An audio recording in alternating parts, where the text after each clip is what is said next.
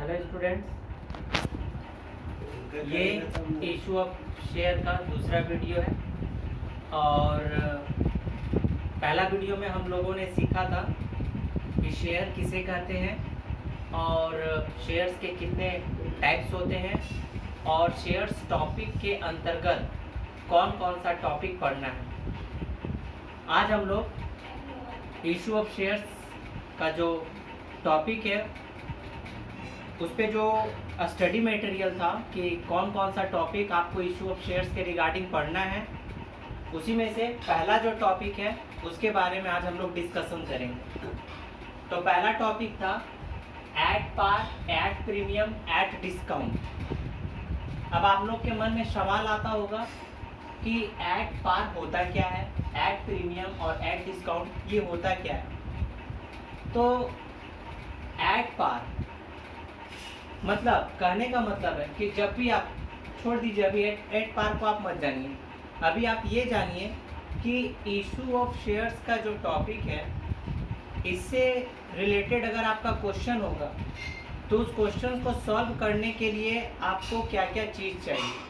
तो इस टाइप का क्वेश्चन को सॉल्व करने के लिए आप सबसे पहले क्वेश्चन से how many shares were issued by the company and what is the cost of पर शेयर, यानी जब आप इशू ऑफ शेयर्स का क्वेश्चन को सॉल्व करेंगे तो आप सबसे पहले ये देखेंगे कि कंपनी कितना शेयर इशू कर रही है और एक शेयर्स का कीमत क्या है।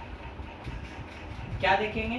कंपनी, आप क्वेश्चंस में ये देखेंगे कि कंपनी के द्वारा कितना शेयर इशू किया जा रहा है और एक शेयर का प्राइस क्या है।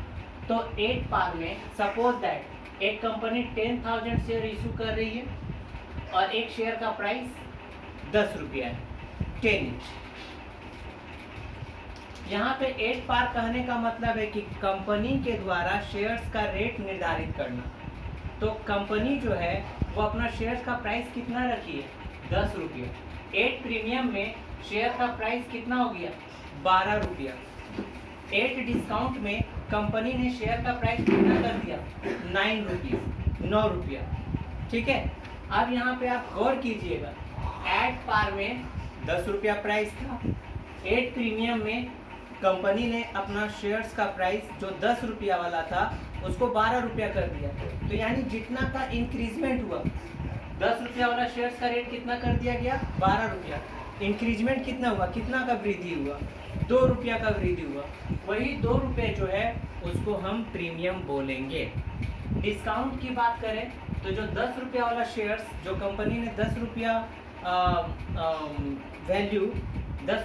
वैल्यू अपना शेयर्स का प्राइस रखा था, वो किसी कारणवश फॉल डाउन हो गया, गिर गया, तो जितना शेयर्स का प्राइस गिरेगा वो डिस्काउंट की श्रेणी में आएगा, यानी कंपनी ने अपने शेयर्स को डिस्काउंट में बेचा।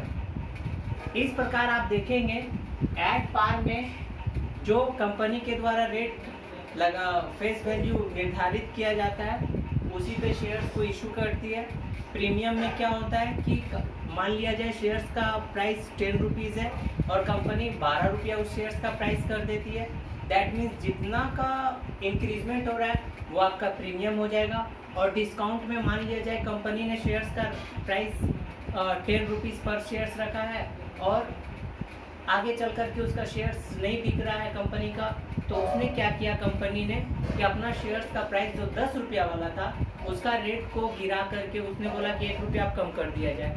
तो जितना भी रेट कंपनी के द्वारा फॉल डाउन किया जाता है उसको हम डिस्काउंट कहेंगे।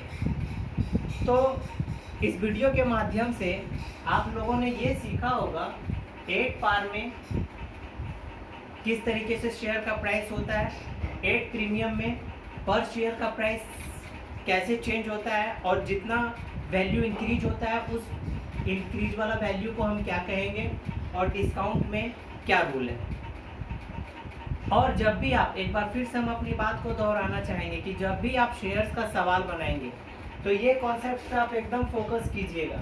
How many shares were issued by the company and what is the cost of पर शेयर, यानी कंपनी जब शेयर्स कंपनी के द्वारा कितना शेयर्स इशू किया जा रहा है और एक शेयर का प्राइस कितना है। ये सबसे पहले आपको जो आपका जो शेयर्स के रिगार्डिंग क्वेश्चन होगा, उस क्वेश्चन में से सबसे पहले आपको यही चीज़ निकाल लेना है कि कंपनी कितना शेयर इशू कर रही है और एक शेयर का प्राइस क्या है। दूसरा एक इम्पॉर्टेंट चीज़ और सेकेंड स्टेप आप देखेंगे, what are the value of application allotment first call and final call slash second call. इस क्वेश्चन को बनाने के लिए आपको 4 क्राइटेरिया को फुलफिल करना पड़ेगा। Application, allotment, first call, final call. Final call को सेकेंड कॉल भी कहते हैं। आपको ये 4 क्राइटेरिया को माइंड में रखना है। कौन कौन?